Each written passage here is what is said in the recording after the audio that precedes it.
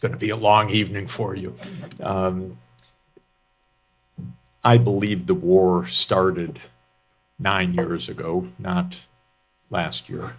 I think it started in February 2014.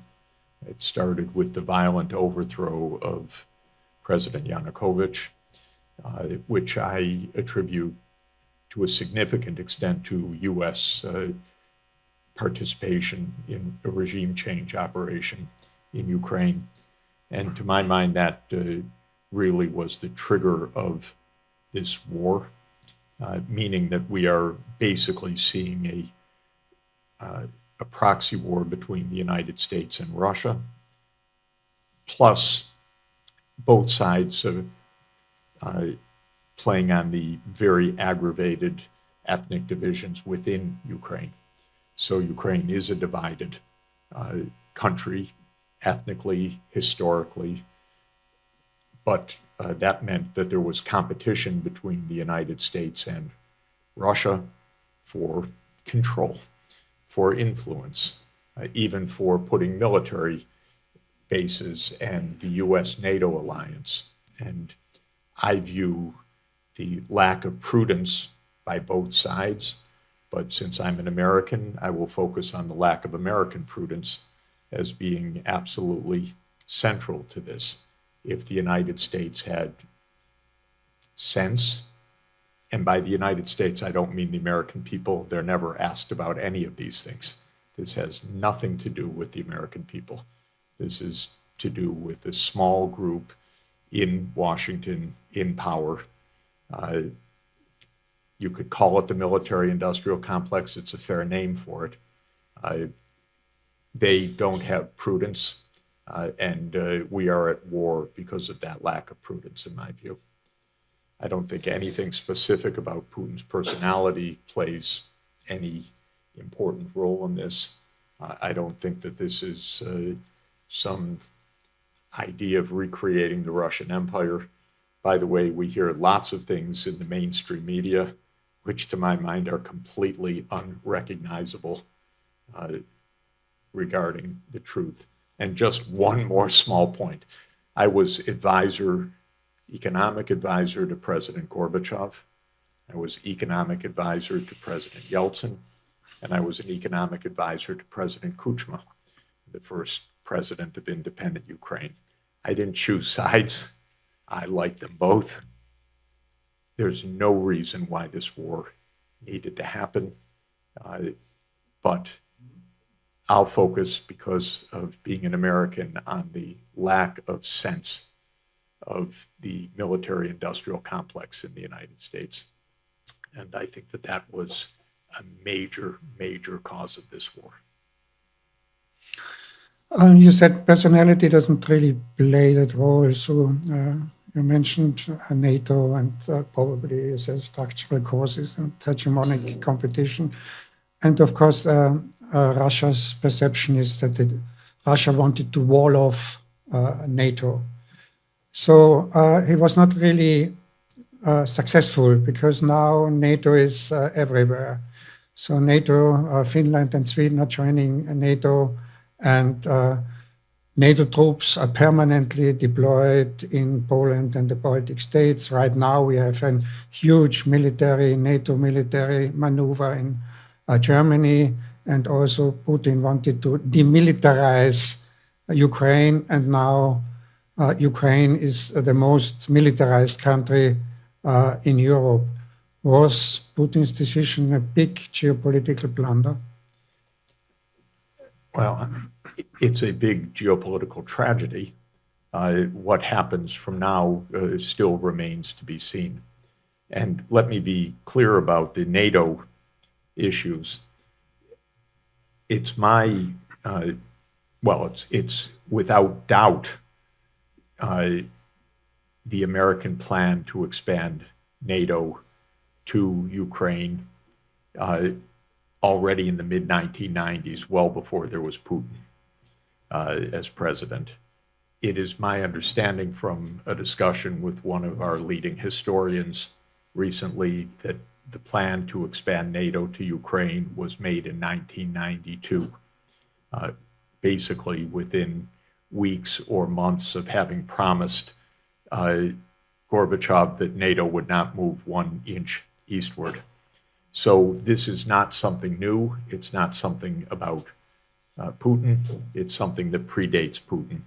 There's a fascinating article by Zbigniew Brzezinski in Foreign Affairs magazine, which is our establishment foreign policy magazine, in 1997, where he spells out the timeline to NATO enlargement, to Central Europe, Eastern Europe, the Baltic states, and Ukraine almost precisely in 1997, because this was a U.S. plan at the top levels. When an article is written like that, that's not just an opinion of an author, that's informing the elite opinion in the United States what the real plan is.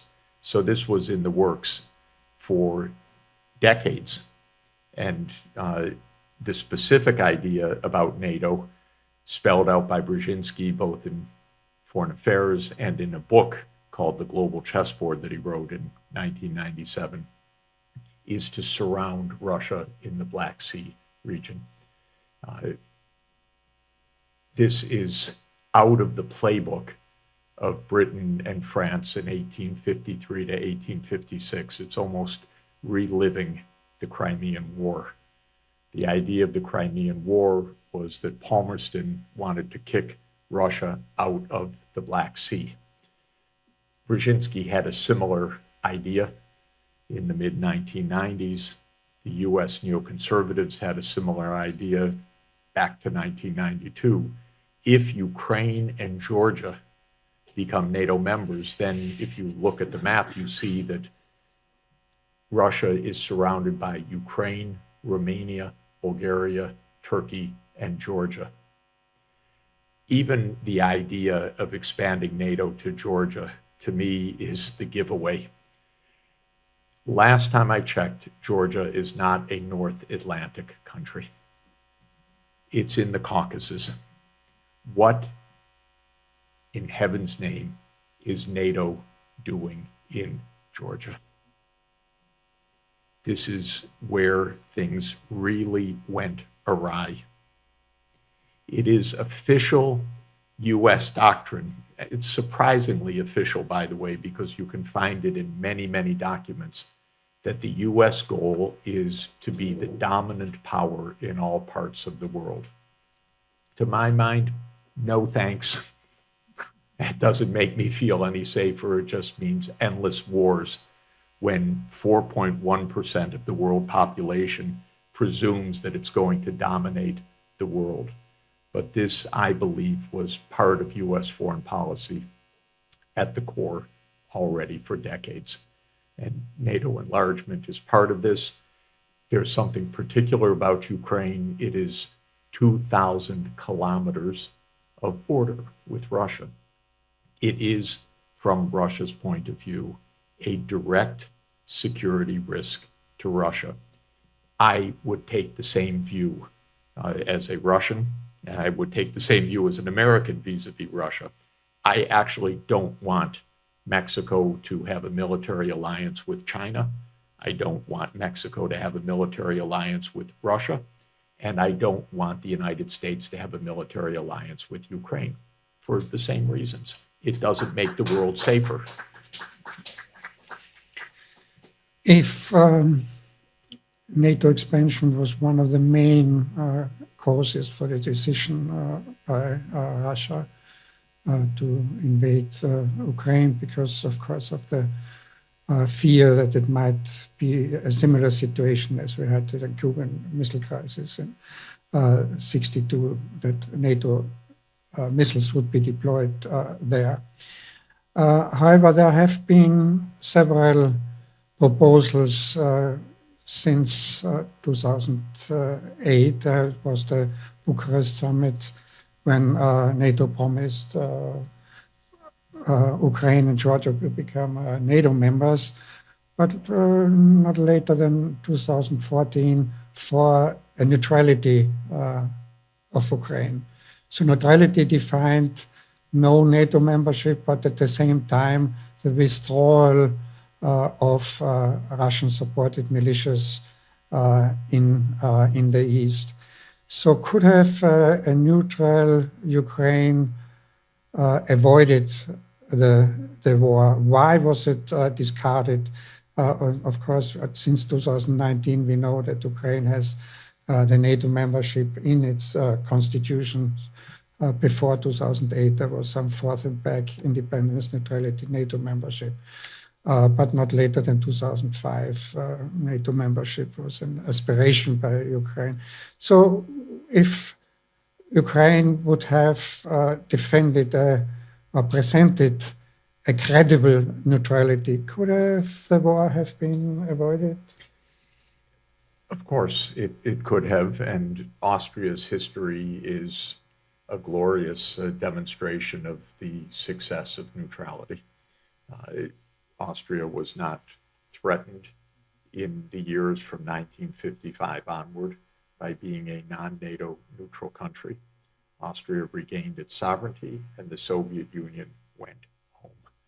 And incidentally, the Soviet Union went home in 1955 because not only was the state treaty signed in the Belvedere agreed and the neutrality declared by the parliament of this country, but also the Soviet Union was saying to the United States, do this for Germany and the Cold War ends. Make Germany neutral. What is this NATO business? This is a threat to us. Germany claimed 20 million lives of our citizens. Why are you rearming Germany? And our greatest statesman, practitioner of the day, one of our great historian diplomats in modern history, George Kennan, said at that moment, use the Austrian example. Have a neutral Germany and tell the Soviet Union, go home, out of Central Europe, out of Eastern Europe. Now you don't need that buffer zone because Germany is neutral. The United States would have nothing of it. The United States has never believed in it. You were lucky they weren't paying attention. But for Germany, no way. We were going to have NATO. The end of the 1950s, Eisenhower even said, give them nuclear weapons. That's okay.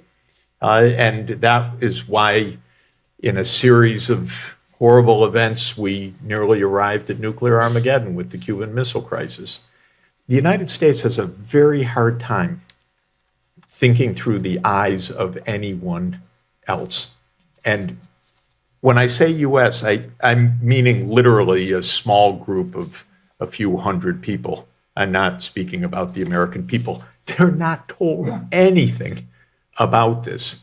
And just as a footnote, I've tried to explain the role of NATO in this to the New York Times, and they will not print anything on this. They've written 26 editorials since February 24th, 2022, that this is an unprovoked war. I called them, I wrote to them, I said, I've advised all these leaders, these countries, I've been through this for 3 decades.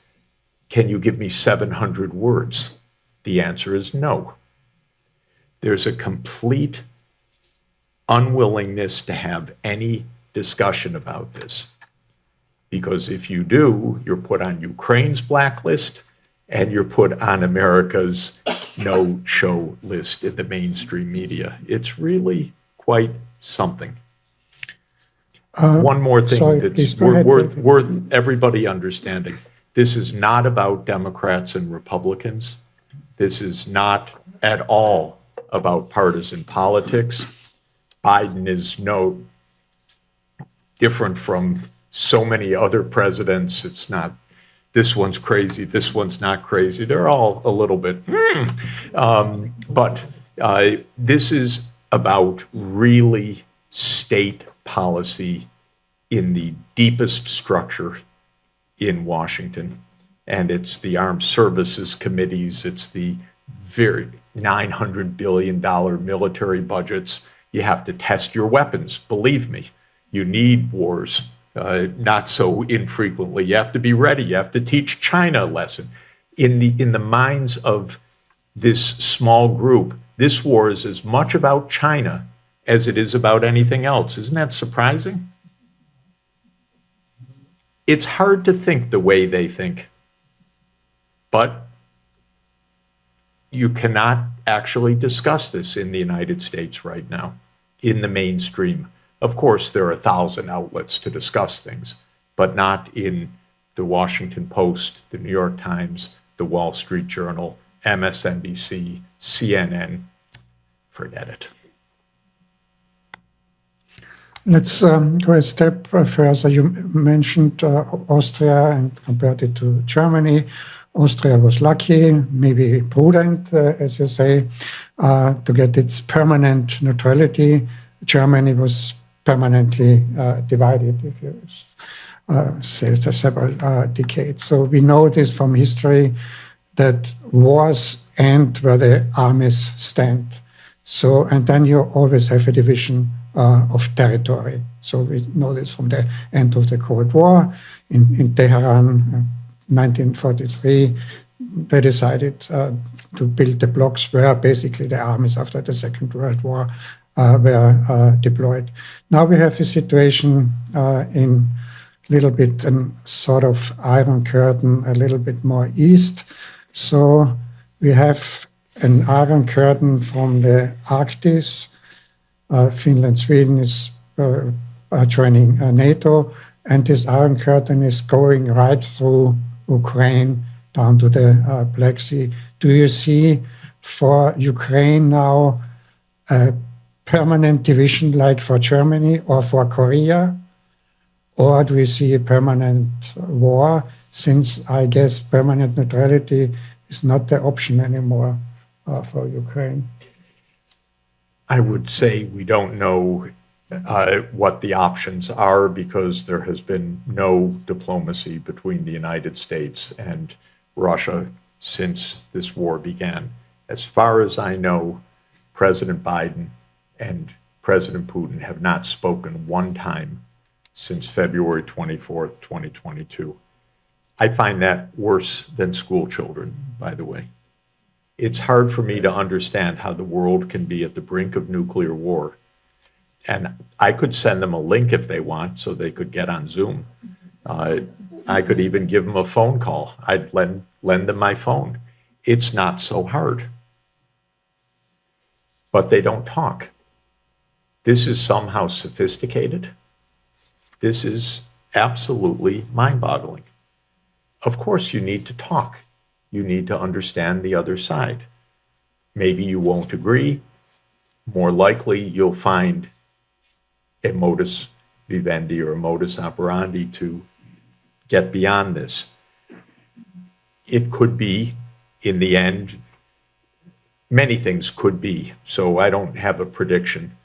Ukraine could be divided. We could have nuclear war. We could have Ukraine be neutral and Russia go home from most of Ukraine, though I don't think it's going to leave Crimea for a lot of reasons now. But lots of things could happen. We should understand that in December 2021, the idea that Russia would annex the Donbass wasn't mentioned once. What Russia wanted was that the Minsk II agreements would be honored. Now, that's quite interesting. The Minsk II agreements declared that there would be autonomy for the Lugansk and Donetsk, for eastern Ukraine, the Russian dominant ethnic group, signed by Ukraine and voted 15-0 by the UN Security Council and guaranteed by France and Germany. You know what my Ukrainian friends, well, they don't regard me as a friend anymore, but what they tell me? Of course we'd never honor that, as if it's a joke. And then when Russia says, well, this was not honored, we say, what difference? Russia doesn't believe in diplomacy. And now the sentence that I just uttered proves that I'm a Putin lover. In other words, we're in a cycle of bizarre arguments. The truth is actually rather straightforward. The United States participated in the overthrow of Yanukovych. A Russophobic government came to power. They immediately declared the intention, immediately means within 2014, to join NATO. Arms shipments from the United States accelerated. The Minsk agreements were signed. The Ukrainian government ignored them. Chancellor Merkel explained afterwards, she explained to us last year that she ignored them completely. In 2021, December 17, President Putin put on the table a draft U.S.-Russia security agreement, which had two major points that Putin was emphasizing. One is that the Minsk agreement should be carried out. And the second was that NATO would not enlarge. And the United States said, we don't negotiate with you over those things. And it's NATO doctrine. What we do is no third country's business. As if Castro said, what business is it of you, United States, just before we invaded in the Bay of Pigs and also nearly had the world blown up over the Cuban Missile Crisis. If the tables are turned just a little bit, believe me, the explosion that you would hear of any of the claims that the United States makes. So that kind of hypocrisy and arrogance also is very grating on most of the rest of the world. We make wars when we want. We can invade Afghanistan. We can invade Iraq. We can try to overthrow Assad, and have no doubt that was not a civil war. That was a U.S. regime change operation signed by the President of the United States to the CIA called Operation Timber Sycamore. We can overthrow Gaddafi with the NATO in the end of 2011. We can overthrow Yanukovych. We can do what we want. Why are you complaining? We are a peace-loving defensive alliance. And so this doesn't work. And this is why we don't know what can happen, because I keep claiming, I'll claim it again, President Biden did what a U.S. president should do. First picked up the phone or hit the Zoom button and talked to his counterpart and said, you go home and we won't fill in the void with NATO. Lots of good things could happen. So I don't rule out anything, but it takes two to make a negotiation. Incidentally, one more point, sorry to run on. In March 2022, Russia and Ukraine negotiated an end to the war. Did you know that? They negotiated. What happened? What happened? Excuse me? No, that's not what happened. Okay, Bucha may or may not have happened, but that's not what happened at the negotiating table. What happened at the negotiating table was the United States told them, don't negotiate. That's what the United States told them. This is now from multiple directions clear. And if you want to hear a very interesting description of this that shows how bizarre this is, Naftali Bennett, who was then Prime Minister of Israel and an informal mediator, said we were in the seventh draft and they were just about reaching an agreement. And then the United States stopped it. And he said, I don't think they should have stopped it, but they thought it was important about China. Are you kidding? It takes a certain imagination to think that way. But that's what happened. And I've heard that from all sides. So this is really not beyond our reach to have a negotiated outcome to this. Not at all beyond our reach. Let me push you a little bit on this. On the one hand, you're saying all options are possible, so you don't know what. But on the other hand, you're saying, no, diplomacy does not really work now anymore. So what are the real end result here? So Karl of Clausewitz, he said, a war always pushes to the extremes unless there's a peace agreement or a total defeat of the adversary. Neither of these options are in sight at the moment. So fighting continues. What are these extremes when it comes on? No diplomacy, decision made on the battlefield. Would it creep to an open, all-out war? Is this a possibility, including maybe nuclear weapons?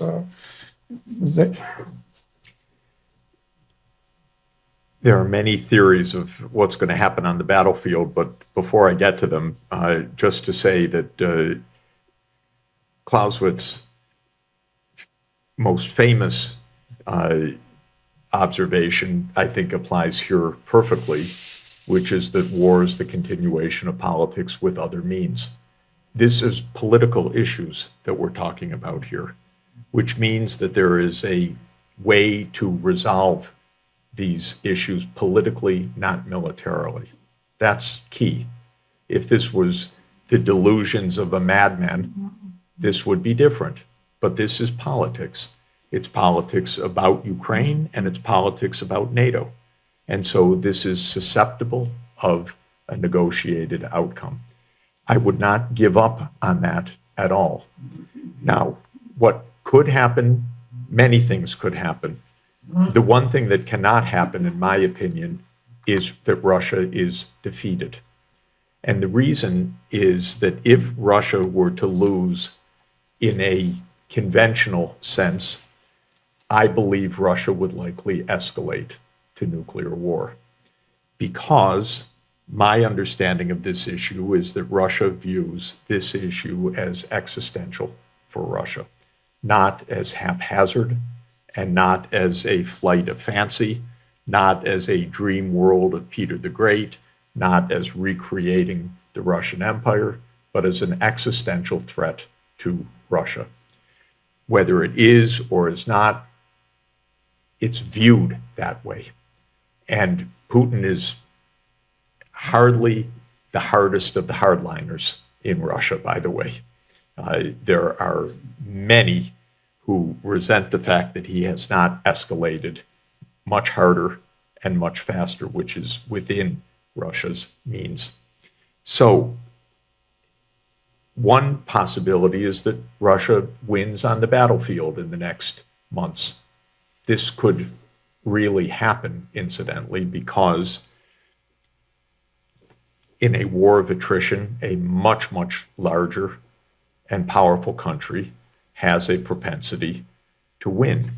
And because apparently, although I'm no expert on this, it is said that NATO stockpiles, including US stockpiles, are running very low, that scaling up of US military production will take years, and that even an article in Politico, which is a kind of right-wing daily in the United States, said the Pentagon is freaking out over the depleted reserves because our real war is with China, they say.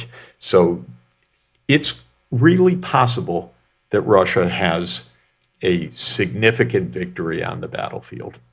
Okay, that could mean all sorts of things. It could mean NATO escalation, in which we ratchet things further, or it could mean that there's some negotiation or frozen lines or armistice or Ukraine divided in two or something else. Okay, that's one possibility. Another possibility is that Ukraine wins significantly in this counteroffensive, although, actually I won't say although, suppose that it did. Is Russia going to say, oh, we made a mistake, we go home? I doubt it.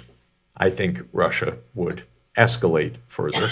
And Russia has 1,600 deployed nuclear weapons, including tactical nuclear weapons. I'm told every day, oh, don't be blackmailed by nuclear weapons. People who say that have no idea of the history of the nuclear age. If you're not terrified of gambling with that, you don't know the history. I'm terrified of it. So if Russia were to be losing in a conventional war, I would be terrified right now of what would come next. And the idea that we had a story last week in the Washington Post, by the way, which said Biden, I'm paraphrasing, has decided he can ignore more and more of Putin's red lines because so far it's all been bluff. My God, the best book about the Cuban Missile Crisis ever written was a book called Gambling with Armageddon. That's what they're doing. And I know the people doing the gambling, you wouldn't want to bet the world on them, by the way. I know them personally. Don't bet the world on them. So this is where we are. Lots of things are possible, but one thing that is absolutely possible is that Biden picks up the phone and says, we should consider a way to end this thing without blowing up the world, with you going home, and with NATO not enlarging. That's what I would like to see. You said nuclear weapons. Of course, Russia might use or might threaten with nuclear weapons, but at the moment it doesn't really seem that Russia will have a decisive victory on the battlefield. So wasn't there a Russian miscalculation in the first place? So Russia did not increase military spending decisively before the war. All other imperial powers did in the history. Russia did not. He invaded Ukraine with 180,000 soldiers. Compared to the US deployed 800,000 soldiers in 1992 in Kuwait to liberate Kuwait. Kuwait is 40 times smaller than Ukraine. So wasn't it as a military miscalculation by Putin in the first place? And now the last option, what remains are the nuclear weapons. Was this not a dangerous gambling on the side of Putin as well? Aren't we just witnessing a game of chicken on both sides? Isn't that what we're doing? That each side thinks they can bluff the other, and each side calls the bluff of the other. The United States thought that they could get rid of Yanukovych, no consequence. That's what the U.S. thought. The U.S. has overthrown dozens of governments. It's really a bad habit. They forgot diplomacy. What they learned it from the British, by the way, that if you don't like your counterpart, overthrow them. So you forget that there's diplomacy. You don't have to deal with them, you have to subvert them. So they thought that they could overthrow Yanukovych, no consequence. Putin grabbed Crimea like he told George Bush he would. Okay? And the Russian parts of the Ukrainian army broke away in eastern Ukraine, took the weapons with them, and started this, the People's Republics of Donetsk and Lugansk. And by the way, OSCE observers and NATO observers say this was not Russian weapons coming in. I wasn't there. It said this was Ukrainian weapons taken from within the Ukrainian army to create these two breakaway regions. That led to the Minsk agreements. Putin thought maybe that will be the way that this will stop. There will be autonomy for these two regions. Crimea will be ours. That would have probably stopped this war. But Minsk wasn't honored. When President Biden came in, Putin said, stop, stop. And Biden said, no, why stop? Ukraine's going to become a member of NATO. And during 2021, the United States 3 times signed very high-level documents committing the U.S. to NATO enlargement to Ukraine. On December, and then Putin massed troops on the border and put forward this draft document on December 17th. He thought, I think that would lead to negotiations. I called the White House 2 weeks after that, spoke to a senior official at length. I said, negotiate, avoid a war, negotiate. It's not even a concession not to expand NATO. It's common sense not to expand NATO. And I was told, no, we'll never negotiate over that. So Putin thought that that would work. It failed. So he launched the invasion on February 24th. What was he expecting then? My view is he was expecting a quick negotiation. Why do I surmise that? Because 3 weeks later, there was a quick negotiation. 3 weeks later, Zelensky said, we don't have to be part of NATO. We can be neutral. Go look it up, ladies and gentlemen. That was Putin's idea. Okay, we've shown we mean business. Now we'll have a negotiated outcome based on neutrality. But the US called that bluff, said, no way. We tell our client, you don't negotiate, which is exactly what happened. So they called the bluff. And that, with sanctions and us doubling down, Putin will back off. No, Putin mobilized in the summer of 2021, 300,000 more people. He called the bluff. Okay, we'll send tanks and F-16s. We'll call the bluff. Come on. All of us have been in 6th grade. That's what we're witnessing. Except they're playing with nuclear weapons. This is clear. By the way, not only clear, at least to me, I said exactly this to US officials all through this process. Because for a while, they would even talk to me. Because I know them. I've been around. And I said, this is deep for Russia. And by the way, all of our best diplomats have said the same thing for 30 years. William Burns, who's very bright and now CIA director, in 2008 was the US ambassador to Russia. He sent a famous memo. The memo is called Niet, means Niet. He explained that the entire Russian political class is dead set against NATO enlargement to Ukraine. Niet means Niet. And he said it's no joke. But of course, American politicians don't listen to this. Bill Perry, our defense secretary, said, don't expand NATO. George Kennan said in 1997,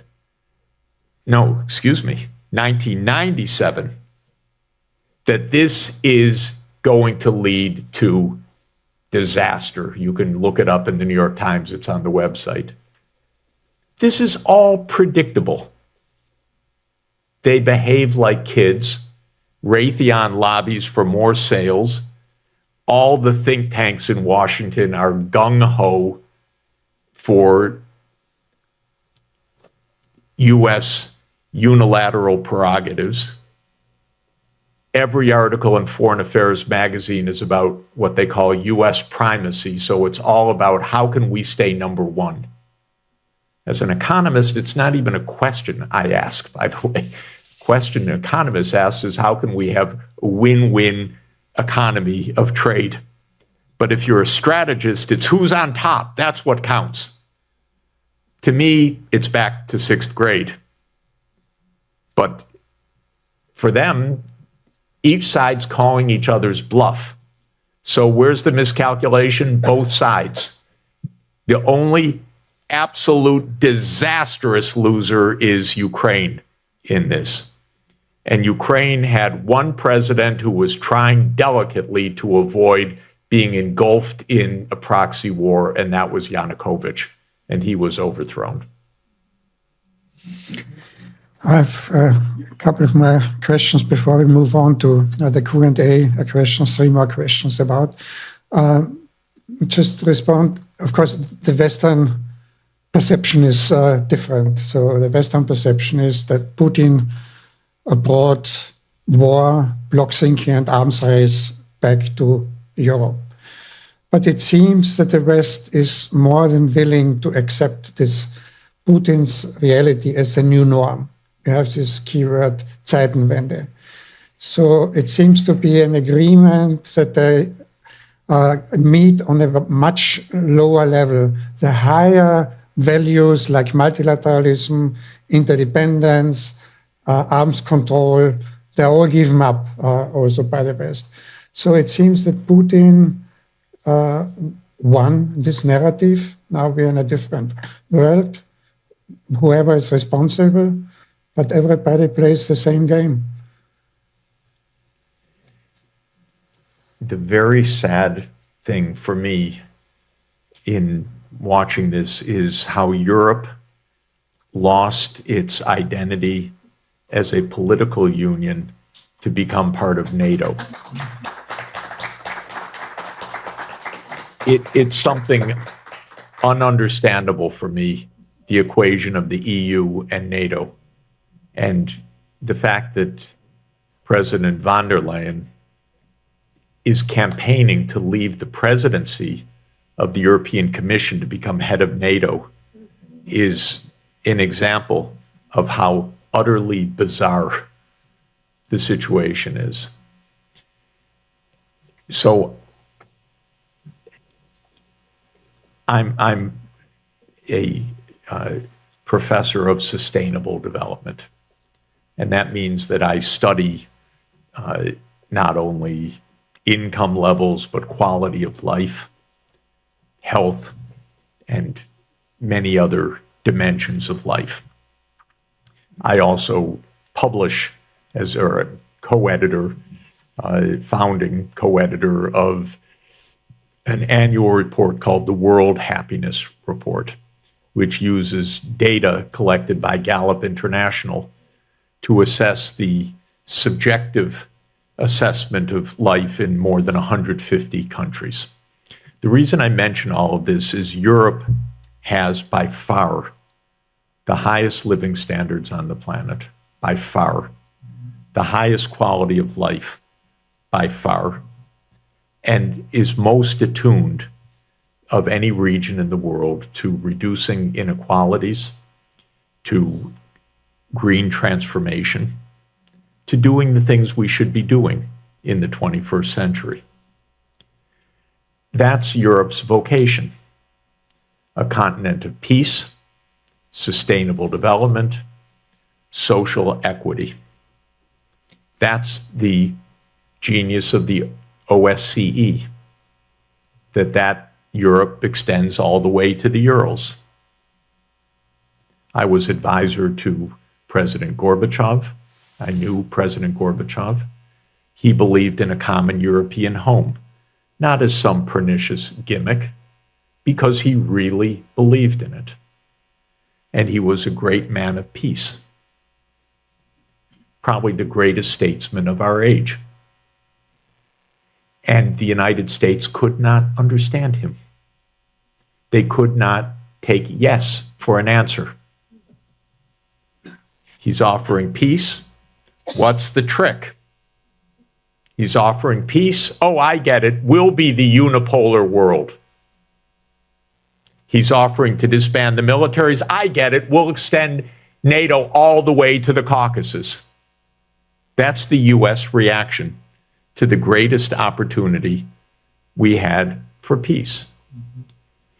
Europe is losing its greatest achievements in this. Europe is not the junior partner of the global hegemon.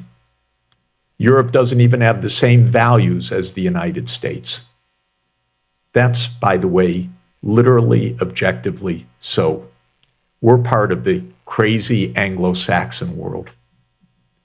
We're still with John Locke's libertarianism.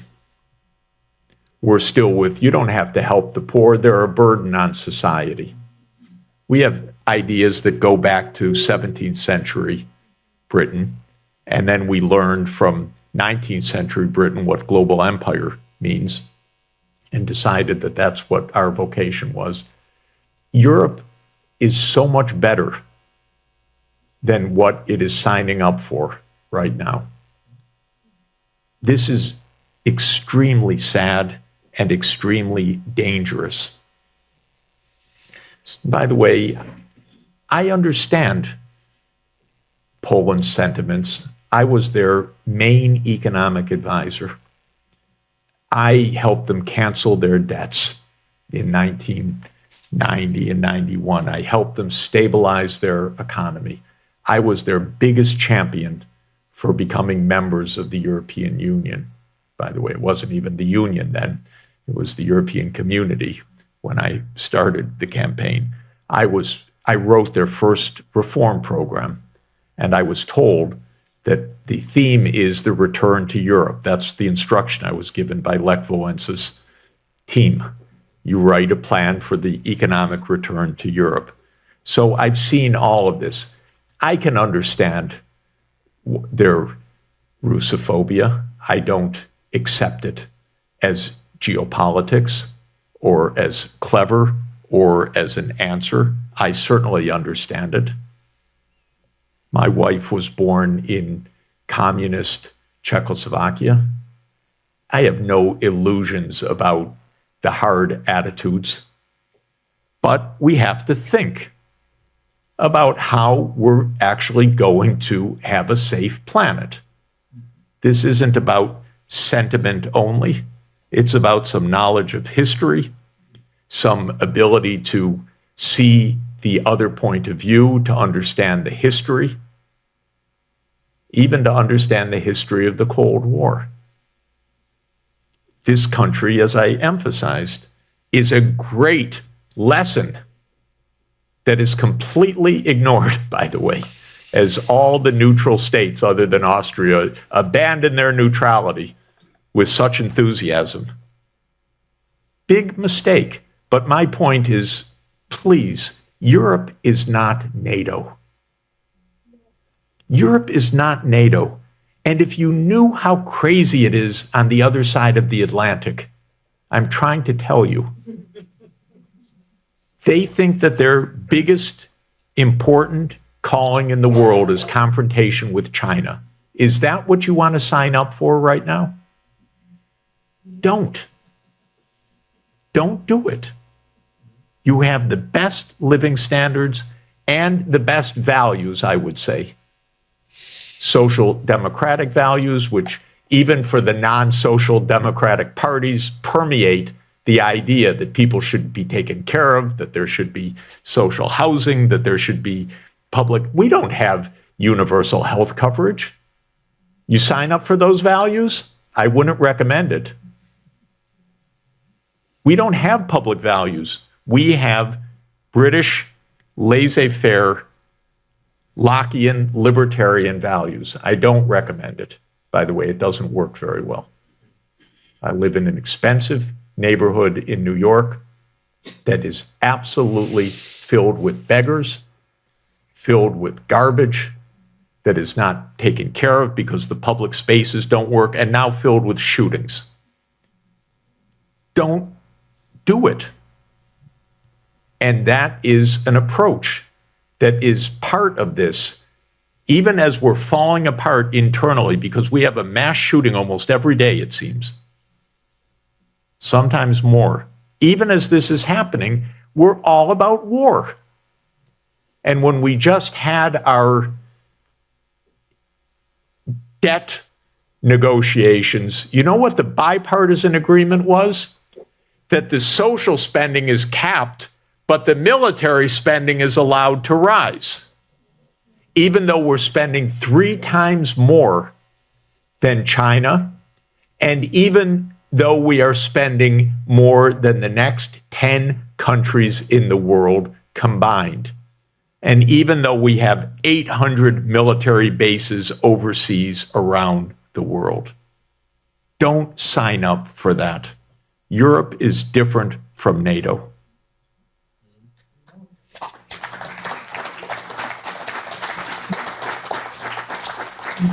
But at the moment, it doesn't seem like that because, of course, you said Europe's vocation. Europe's vocation is, of course, effective multilateralism. But what we are moving towards, it's a polarization.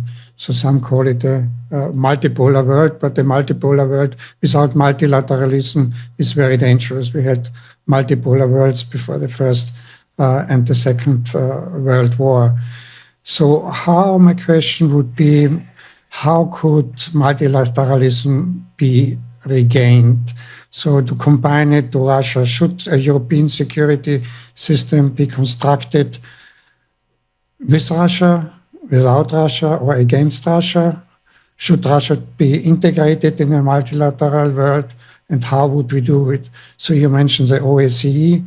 Would the CSC of 75 be an example?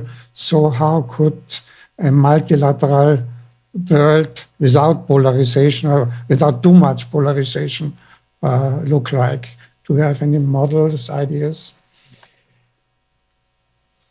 I was very keen on the European Union enlargement and played a major role in it in the early years because I believe that neighbors should cooperate with each other. And so I really like the OSCE framework. I think it's right, and I think it is proper for Europe to have a European security arrangement. All over the world, the regions are divided internally.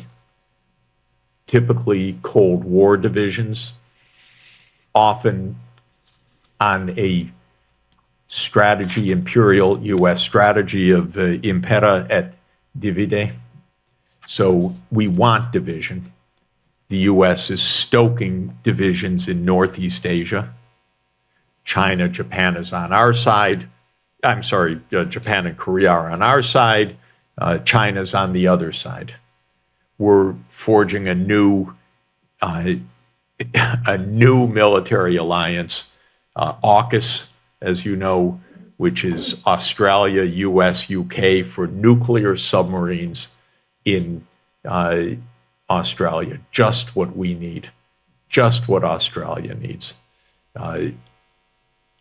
What the solution is, each region should cooperate, and African Union should cooperate internally. Europe should, of course, aim to include Russia. Of course, are you kidding? How could it not be, other than to fall under the nuclear threat day by day again? So all of this cancel culture is mind-boggling in how wrong-headed it is. By the way, even the New York Philharmonic canceled a Rachmaninoff concert for May. You can't even imagine I could never imagine how crude this is. This is high culture. They can't figure out to play Rachmaninoff and that's okay. Or there were protests about Tchaikovsky, about don't play Sleeping Beauty at Christmas time. Even here, it was an issue. Please, what is more beautiful than Tchaikovsky's Sleeping Beauty? Maybe a few Strauss waltzes also. Okay, I would say that they're right up there.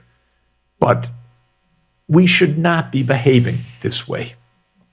And the demonization makes nobody safe. It solves no problems.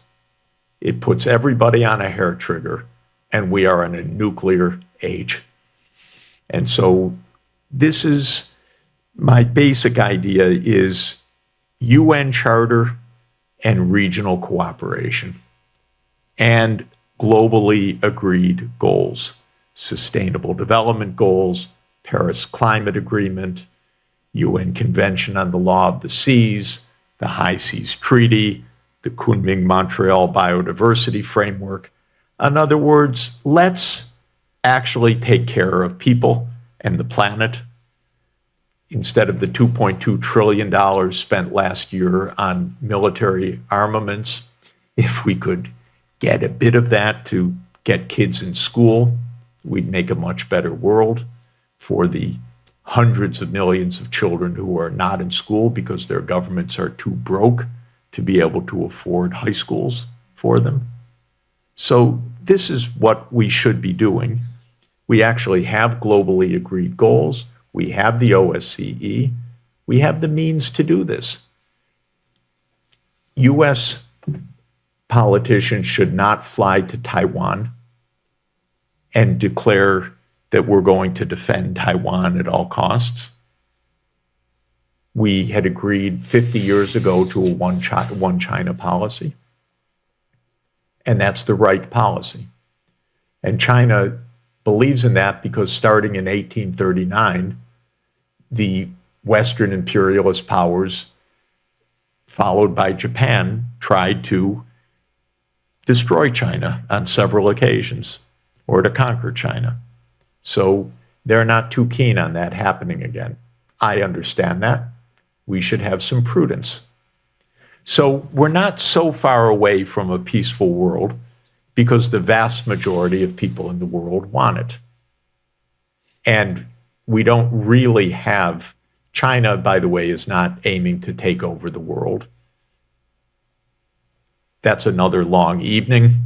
I have gone to China for 42 years, many times a year on many cases. It's the last thing in the world that I'm worried about is China taking over the world. It's not even a category. In 2,000 years of Chinese statecraft, China has not launched one overseas war. 2,000 years.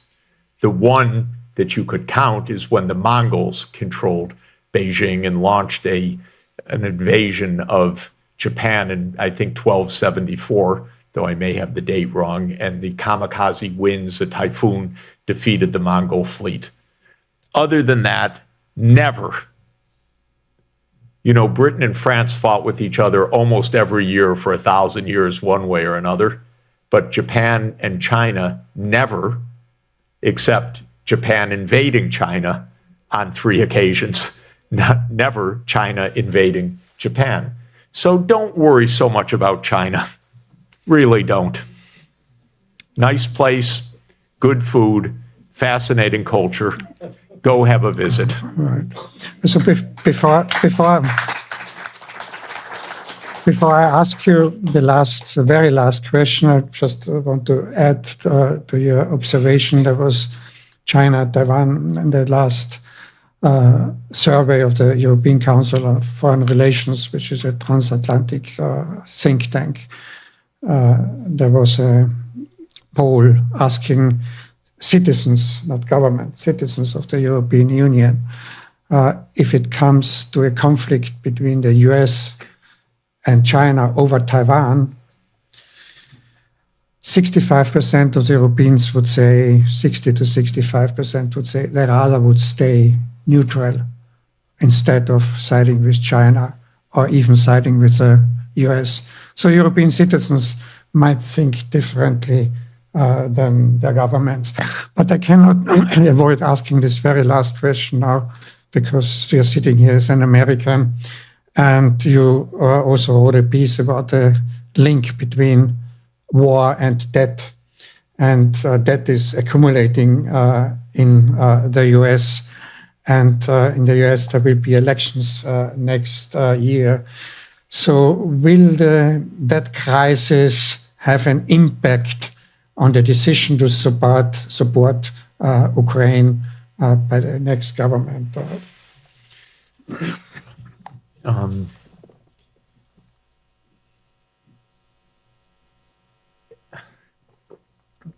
U.S. politics is basically a plutocratic state where public policy has been taken over by several powerful lobbies, each one devoted to its specific area.